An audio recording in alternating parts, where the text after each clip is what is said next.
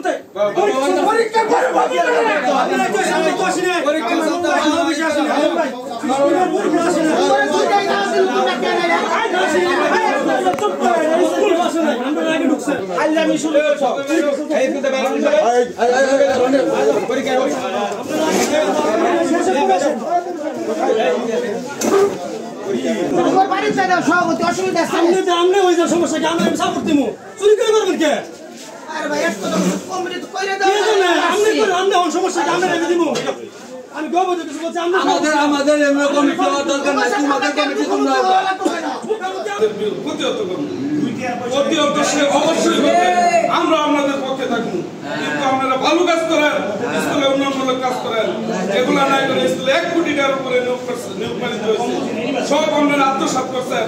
ওই ধরনের কমিটি নিয়ে আবার তো এই বাজারে করে আপনারা কমিটি দিবেন, আবার মেনে দিবেন সদস্যদের সভাপতি দেয়া, কখনই ওই ব্যবসার খাতটা আবার সৃষ্টি করবেন আপনারা। কেন লোকজনটা দেখা করলেন না? আপনি শিক্ষক মন্ডলী আপনি চালাইতে পারেন না। আপনাদের শিক্ষক মন্ডলীর কাছে রিপোর্ট আছে, আপনারা যে মাসিক বেতন না নেন, এই বেতনের সঠিকভাবে বন্টন করেন কিনা, এটা অবশ্যই একটা সিগনেচার থাকবে।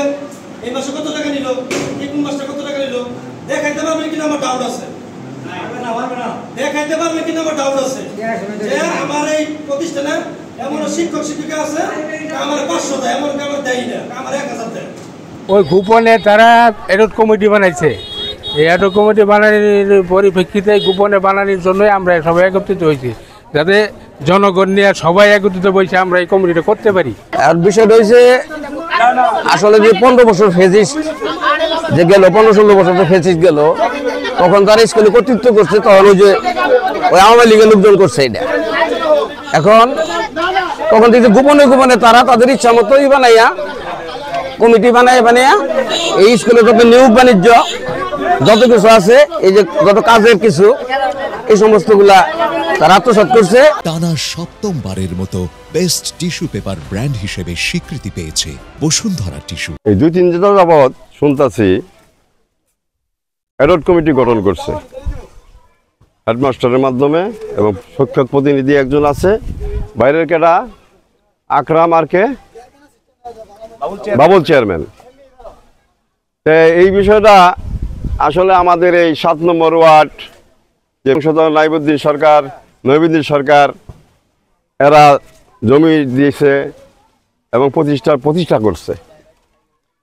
এই যে কমিটিটা করলো, মূলত আমাদের এলাকাবাসী কাউকে জানাইল না, এবং যারা ছাত্র অভিভাবক আছে তাদেরকেও জানাইল না।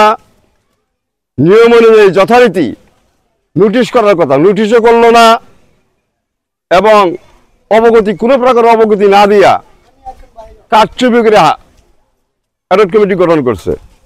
বিধায় আমার এই এলাকাবাসী সকলের পক্ষ থেকে সকল গার্জিয়ান, ছাত্র জনতা সকলে আমাদের একই প্রতিবাদ, এই অমূলক কমিটি, অবৈধ কমিটি যাতে না থাকে, পরবর্তীতে যাতে সঠিক কমিটি হয়, অ্যাডক হোক কিংবা কার্যকারী কমিটি হোক, যথারীতি হোক।